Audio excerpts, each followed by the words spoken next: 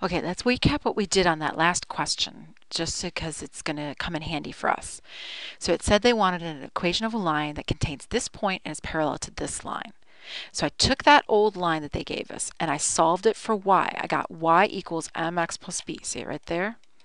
Okay. And then I took that line and got the slope out of it because that's all I really wanted was its slope. And I used that slope in my new line. So I said, okay, it's y equals negative 4x plus b, and I substituted in this point they gave us for x and y and solved for b, and then when it was all over, I had my lovely equation. All right, now I'm going to do that same thing here, but with a perpendicular line. So you got to take the old equation they give you, that's your first mission, and get y by itself. So you got to subtract 2x from both sides. Oops. Okay. All right, then that gives you 5y equals negative 2x plus 15. Okay. And then we want to divide both sides by 5. Oops, sorry, 5. To get rid of that timesing by 5 over there. I did it again. So you're going to get y equals, okay, this is negative 2 over 5. So negative 2 over 5 x plus 15 over 5, which is going to be y equals negative 2 over 5x plus 3. Now what I really want out of this is the slope. The slope is negative 2 over 5. Right? I better underline so you can see. So that's the end of that work, finding that equation. And then what we got out of it was the slope. That's what we were after. So I've got my slope. Now my new line is going to start off with y equals mx plus b. But I know that my slope has to be, now here's the trick. Let me be a little bit more careful. This is my old slope. Right?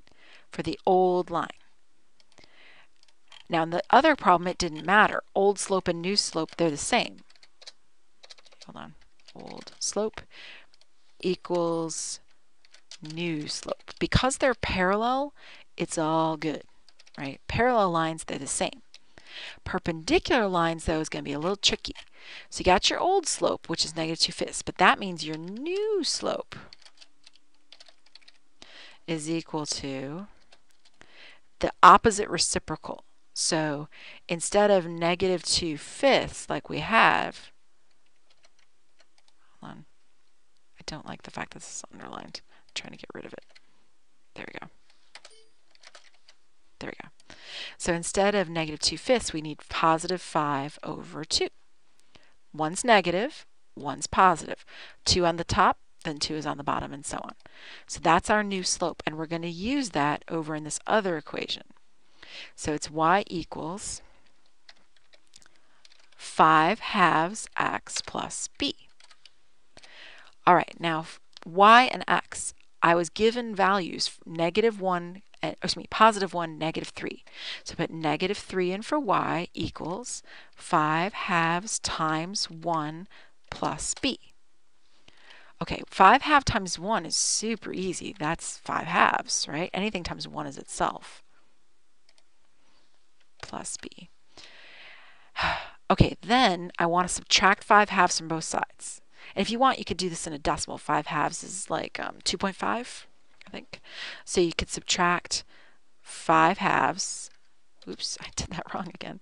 5/2 from both sides. And again, you're doing that because why? Well, it causes these two to disappear because 5/2, take away 5/2 is gone.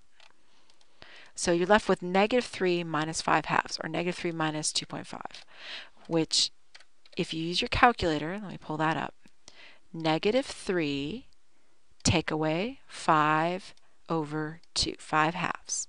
And if you just press math, number 1, it'll just make it a fraction automatically, negative 11/2. Or you could do it longhand. Nobody's stopping you from getting the common denominator, which would be 2.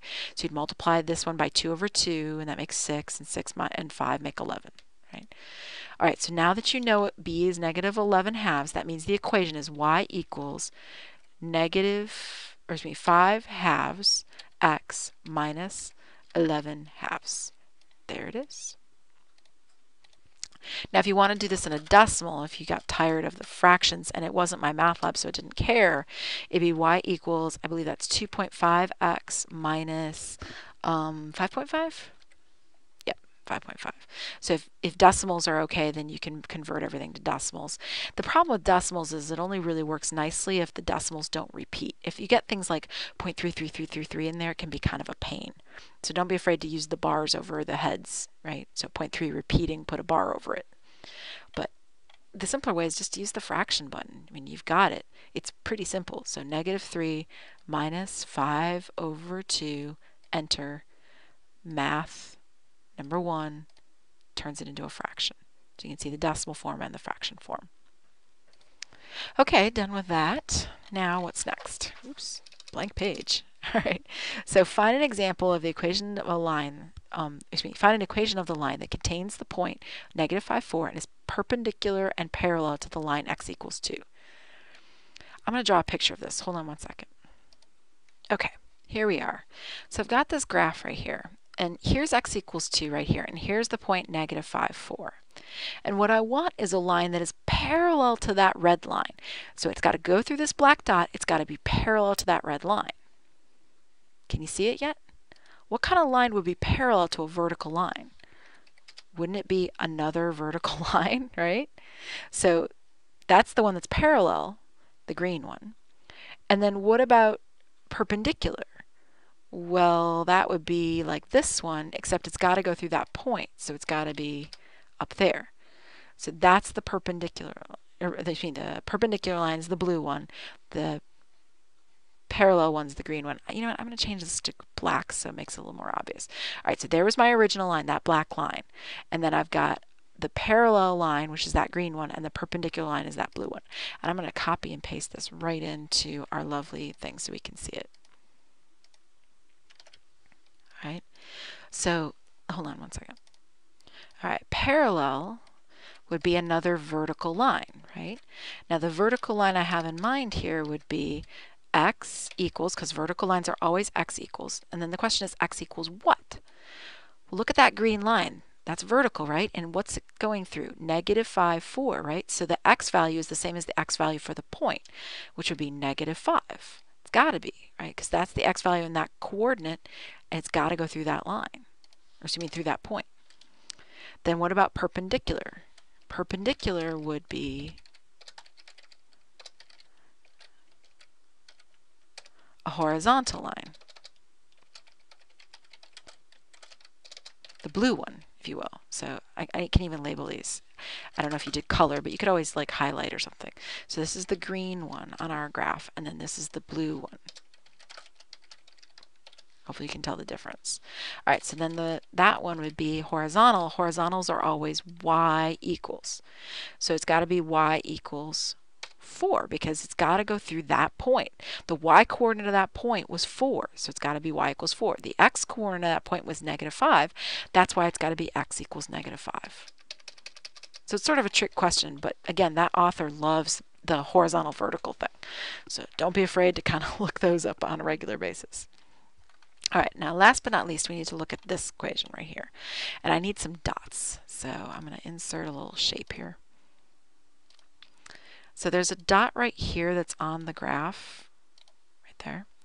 And then there's another one, let's see, not on the grid, not on the grid, right there. That's on the grid.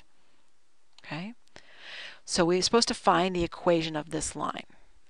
Now, we can't figure it out as easily as we did on some of the other things that we've worked with a graph, because graphs, hold on one sec. There we go. Graphs back, oh goodness, we haven't worked with those in a while, but like back here and stuff, actually even further back here, we could see the slopes, but we never figured out the equations. So I'm just practicing right now this one time finding the equation from it. Now, you can do this a couple ways. Actually, I got to shrink this. But one of the wisest things to do is to figure out 2 points that are on the grid. And by that I mean that they're where the line intersects the little vertical and horizontal hash marks. And you can see that you've got 2 points. You've got the point 3, 3 and the point 5, 0. 5, 0. Once you've got that, you've got everything you need, right? So you can see the equation. It's got to be y equals mx plus b, right? Now, you can figure out m a couple ways. You could actually go to the trouble of finding m with the longhand. You could go, okay, it's y2 minus y1 over x2 minus x1. You could do it this way. Nobody's stopping you. So that would be 0 minus 3 over 5 minus 3, which would be equal to negative 3 over 2. Now, it should not be shocking to anybody that this is negative. This is a decreasing line. It's going down. But you can also see it graphically. Let me bring up the little shapes that we saw before. So you drop 3. Let me make it thick. There we go.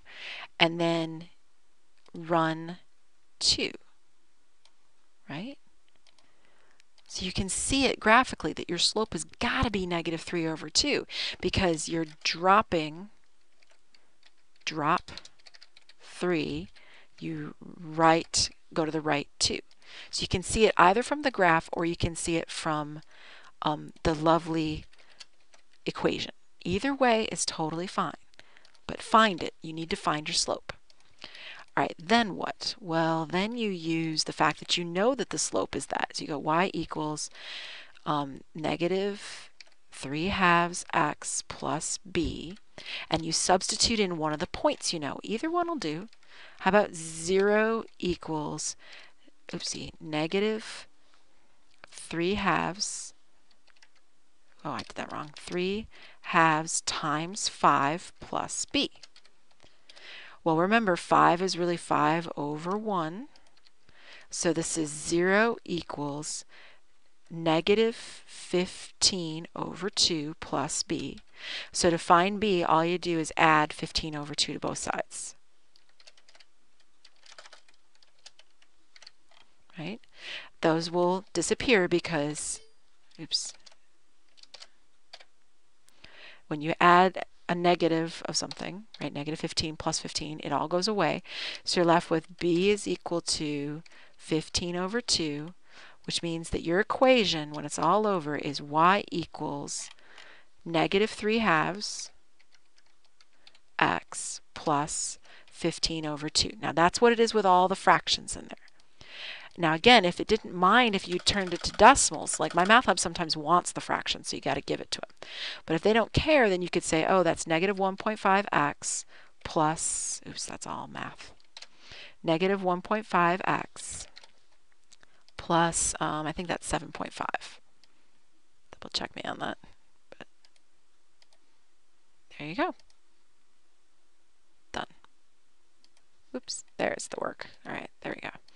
So either one of those answers will do. And that's how to find the equation of a line given a graph. Find 2 points on the grid. Even if you're going to eyeball the slope, find 2 points on the grid where the intersection points meet of the grid. Find a couple of them and use them to find the slope, either by hand or by looking at it, and then substitute in and find your other value. All right, we're all done with section 1.5. I'll see you back here for more videos later in the semester.